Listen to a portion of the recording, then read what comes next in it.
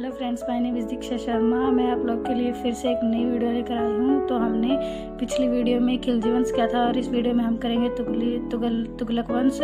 तो अब मैं आपका ज़्यादा समय न लेते हुए आपको बताती हूँ कि तुगलक वंश 1320 से 1414 तक चला था। मैंने आपको पहले ही बताया था कि यह सबसे लंबा चलने वाला वंश था और तुगलक वंश की स्थापना गयासुद्दीन तुगलक ने 1320 से 1325 में की थी। और गयासुद्दीन तुगलक का वास्तविक नाम मतलब जो रियल नेम था इनका वो था गाजी मलिक। और इन्होंने कुछ काम करवाए थे वो मैं आपको बता दूँ। और इन्होंने तुगलकाबाद शहर बसाया था, सिंचाई के लिए नहरें बनवाई थी। और 1323 में पुत्र जैना खान, इनके पुत्र जैना खान ने तेलंगाना अभियान किया था जिसमें उनकी जीत हुई थी। और दिल्ली में प्रसिद्ध सूफी संत हजरत निजामुद्दीन औलिया ने इन्हें महबूब ए इलाही की उपाधि दी थी। इसने और गयासुद्दीन तुगलक ने खिलजी से ऋण लिया तो खिलजी ने ऋण देने से इनकार कर दिया। तो फ्रेंड्स, गयासुद्दीन तुगलक के बाद हम करेंगे मोहम्मद बिन तुगलक, जिसने 1320 से 1351 तक शासन किया था। और इनके बचपन का नाम था जोना खां। और इनका राज्याभिषेक हुआ था लाल महल में जो बलबन ने बनवाया था। लाल महल में जो बलबन ने बनवाया था, इसे पागल सुल्तान भी कहते हैं। और मोहम्मद बिन तुगलक को पागल सुल्तान भी कहा जाता है। यह पढ़ा लिखा सबसे ज़्यादा था, अरबी व फारसी भाषा का विद्वान था। Math, statics, reasoning, medical science आदि में ये सबसे ज़्यादा विद्वान था। और 1333 में प्रसिद्ध मोरक्को का अफ्रीकी यात्री आया इब्न बतूता, जिसको मोहम्मद बिन तुगलक ने न्यायाधीश काजी बनाया 8 वर्ष। और इनकी पुस्तक थी रहेला। और 5 एक्सपेरिमेंट किए थे, वो थे रहेला के नॉलेज इन रहेला, इंडिया मोरक्को व्यापार के बीच की जानकारी दी थी इन्होंने। और दिल्ली को विश्व का सबसे समृद्ध शहर बताया था। कश्मीर, बलूचिस्तान, राजपूतान पर अधिकार नहीं किया। कश्मीर, बलूचिस्तान और राजपूतान पर अधिकार नहीं था इनका। और फर्स्ट सती प्रथा पर रोक लगाने की कोशिश की थी। और शुरू गुप्त काल से 319 से 540 बीसी।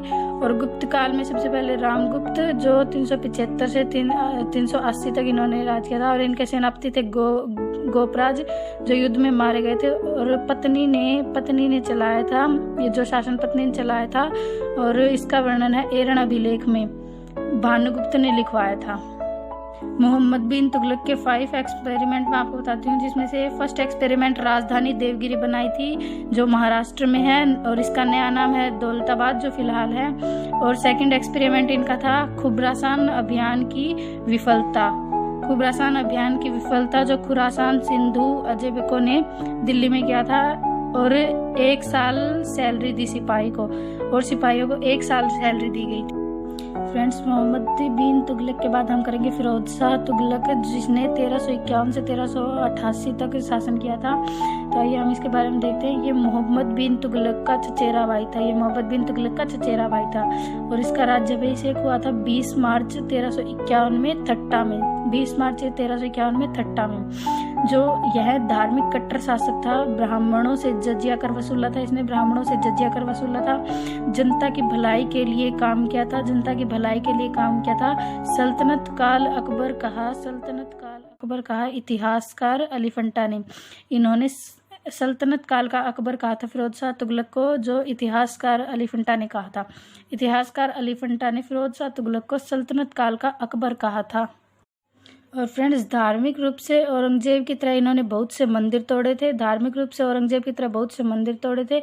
और 6 नए शहर बसाए थे, जो हिसार फिरोजा के नाम से बसाया था, जिसका प्रेजेंट में नाम है हिसार। और फतेहाबाद जो फतेह खान के नाम पर बसाया था। और फिरोजपुर पंजाब में जो सतलुज नदी पर है। फिरोज शाह कोटला, फिरोजाबाद जीटी रोड पर, जौनपुर जैना खान, जैना खान पर, और अशोक के टोपरा अभिलेख अम्बाड़ा और मेरठ अभिलेख यूपी, जो दिल्ली के फिरोज शाह कोटला में, और इन्होंने जगन्नाथ मंदिर नष्ट करवाया था जो उड़ीसा में है। ये तो आप जानते हो कि जगन्नाथ मंदिर उड़ीसा में जो इन्होंने नष्ट करवाया था। और इन्होंने ज्वालामुखी मंदिर लूटा था जो हिमाचल प्रदेश में है।